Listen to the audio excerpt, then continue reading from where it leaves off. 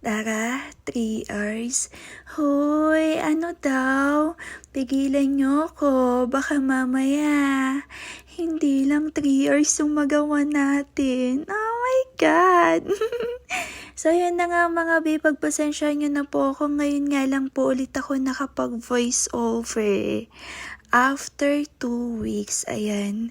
May maganap naman po ako ng pero ayun, eto na muna yung i-voice over ko kasi para bang hindi na ako makapaghintay.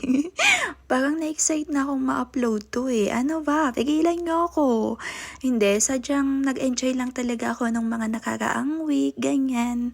Tapos nung Holy Week, nagpahinga, ganyan. Syempre, pahinga-pahinga din.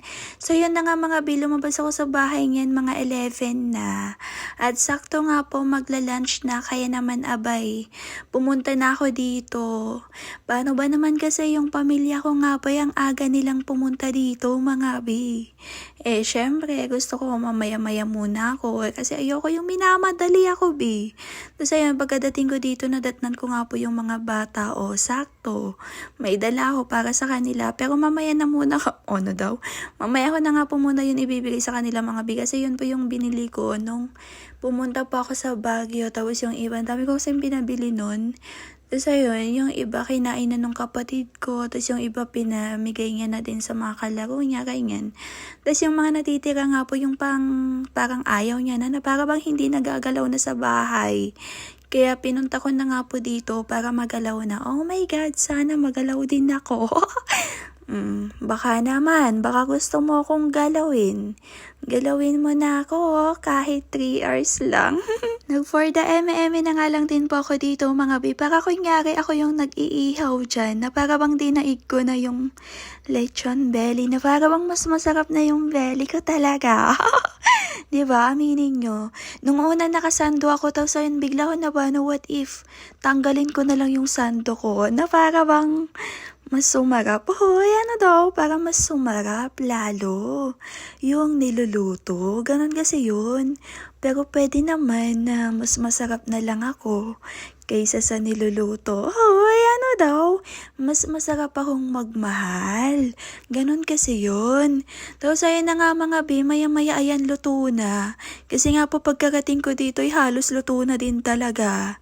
Bali 8 kilo din pala yung inano nila mga bi. Pero kung titignan nyo, abay napakaliit, diba?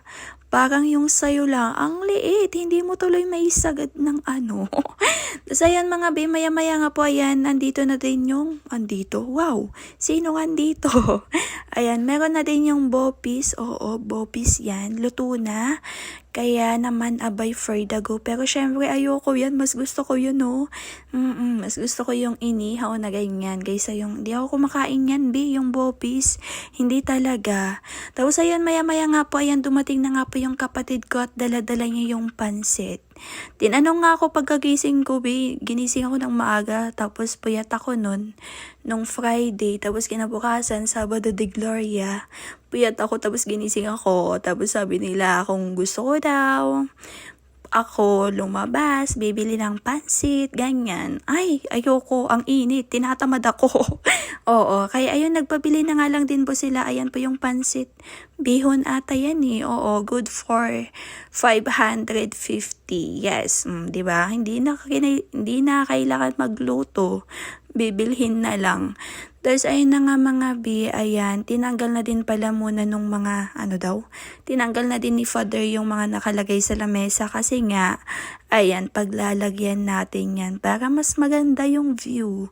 Pero syempre, mas maganda pa rin talaga yung view pag ako na yung nakikita mo. Hoy, ano daw? Bali, biglaan nga lang din to mga bi kasi nung sinasabi ko talaga na wag na tayong dun. Pupunta na lang tayo paghapon na para hindi mainit, ganun.